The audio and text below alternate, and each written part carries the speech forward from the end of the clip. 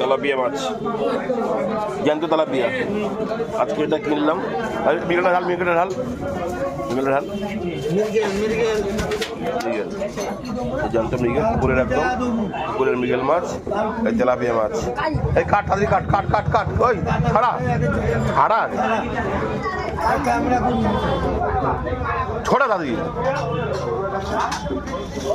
এই বাচ্চাটা কাটছে, দেখো, ওই বাচ্চা, বাচ্চা তো দাঁত দেখি, তো দাঁতটা দেখি, তো দাঁত দেখি, ওই জ্যান্ত তেলাপিয়া পুকুরে দেখো কাপ কাপ করছে, কাপ কাপ করছে, দেখো কাপ কাপ করছে, বুঝলো?